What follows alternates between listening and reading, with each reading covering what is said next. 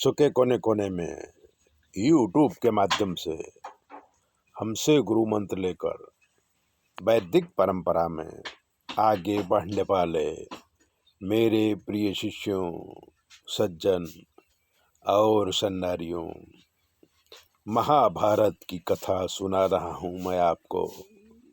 इसलिए चैनल को सब्सक्राइबर कर लीजिए, लाइक कर दीजिए।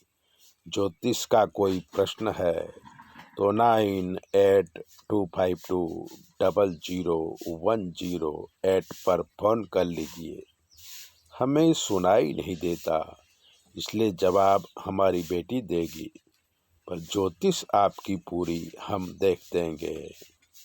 महाभारत की कथा में आज हम सुनाएंगे, श्री कृष्ण भगवान वन में पांडवों को मिलने के लिए पहुँचे। पांडव वन में निवास कर रहे हैं। ये बात पूरी दुनिया में फैल गई।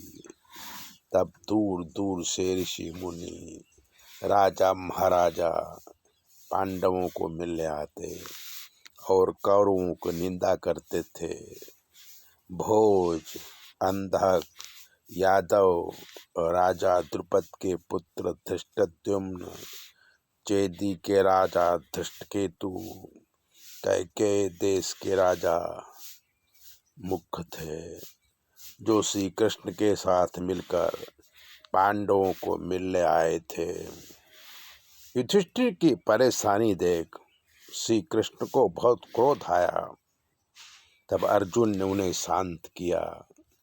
श्री कृष्ण को देख द्रौपदी दुखी मन से कहने लगी कि हे कृष्ण, आप मनुष्य और देवताओं के ईश्वर हो, इसलिए अपने दुख की बात आपको कहती हूँ।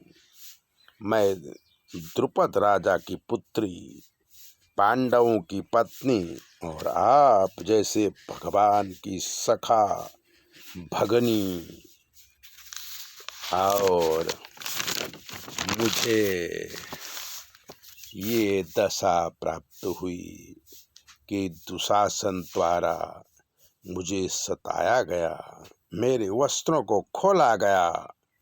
अगर आप मेरी शील की रक्षा ना किए होते तो मेरी क्या दशा होती। इससे मुझे लगता है कि इस दुनिया में मेरा कोई नहीं है। पूरी सभा पांडवों के सहित नपुंसक बन के देख रही थी। मैं रजस्वला थी, फिर भी मेरे बाल पकड़कर सभा में घसीटते हुए लाया गया था। उस क्षण को याद करते ही मैं दिशा शून्य हो जाती हूँ। मुझे कुछ सूझता नहीं है। द्रौपदी का दुख सुन के कृष्ण जी बोले कि हे द्रौपदी, तुम मेरी बहन हो। मैं तुम्हारे सामने प्रतिज्ञा करता हूँ कि कौरवों की लाशें युद्ध भूमि में बिछाऊंगा। चील, कौआ, गीद उनका मांस खाकर अपनी क्षुधा शांत करेंगे। ये मेरी प्रतिज्ञा है। प्रकृति अपने नियम बदल सकती है, पर मेरी प्रतिज्ञा कभी नहीं बदलेगी। जिस समय जुआ खेला गया तब मैं द्वारिका में नहीं था, वरना दुर्योधन को बंदी बना के जुआ का खेल रोक देता। धृष्टद्युम्न ने भी अपनी बहन को समझाया और शांत किया। तब युधिष्ठिर ने पूछा कि हे कृष्ण, तुम द्वारिका में नहीं थे तो कहाँ थे। तब श्री कृष्ण बोले कि राजसूय यज्ञ में मैंने शिशुपाल का वध किया था, तो उसका मित्र साल्व राजा मेरे से नाराज हो गया। मैं तो इंद्रप्रस्थ में था। मेरी गैर हाजिरी का लाभ लेके साल्व राजा ने द्वारिका में आक्रमण कर दिया और द्वारिका को तहस नहस कर दिया। जब मैं द्वारिका पहुंचा तो धृष्टद्युम्न ने मुझे बताया।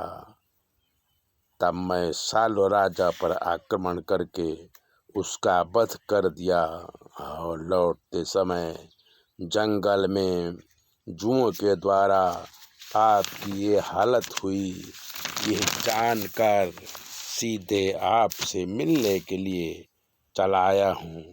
हे युधिष्ठिर, पुरानी बातें भूल जाओ और आगे की रणनीति के बारे में सोचो और उसमें काम करो। ये है महाभारत की कथा।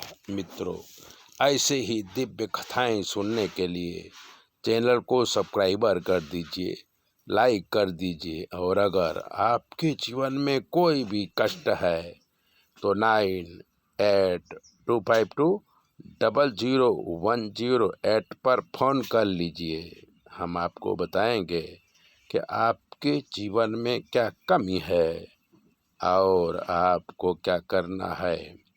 चैनल सब्सक्राइबर जरूर करें। ज्योतिष के लिए 9825200108 पर फ़ोन करें।